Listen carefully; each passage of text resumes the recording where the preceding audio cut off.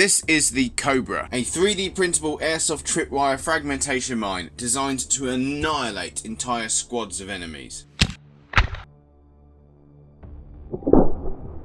Like the rattlesnake before it, the Cobra is designed around the common airsoft 40mm MOSCART shower shell. Unlike the rattlesnake before it, the Cobra is designed to spit out fragmentation in a wide radius. And whilst testing with an S-Thunder open front grenade shell, which probably isn't the best sort of grenade for these sorts of landmines, we found that the Cobra had an enormous kill zone.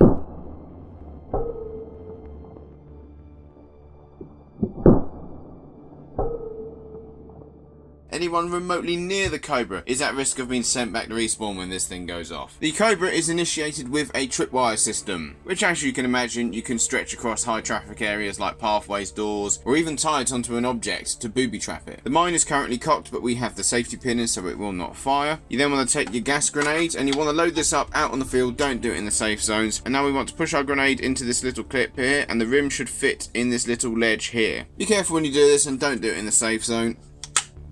There we are, the grenade is now sitting in flush in the clip and it's barely clearing the firing pin. So we found the location where we want to put the Cobra, and if I'm honest with you, the most stressful bit about using landmines is finding a place to put them. Now if you're going to be playing on quite soft or spongy ground, like if it's very mossy, I recommend you get a couple of these tent pegs, chop them in half, and then you can use the anchor points on the base here just to keep it upright. So with the mine in place, we can then take our tripwire and we can string it out to wherever we need to go. We can stab it in the ground with this spike here. We can use these hooks or catches to jam it in a gap or make a loop and then hook it round, say, a tree branch. The tripwire should come out of either the left or right side of the mine, and once you're happy you can then remove the safety pin. The Cobra is now of course armed and ready to fire, and when the tripwire is pulled, this little key here will fly out of the mine and the tripwire will actually break away from the mine. I strongly recommend you have a breakaway tripwire. Not only does it stop people from tripping up, but it also means the mine won't get pulled out of the ground or damaged. So now when someone walks through the wire, bang.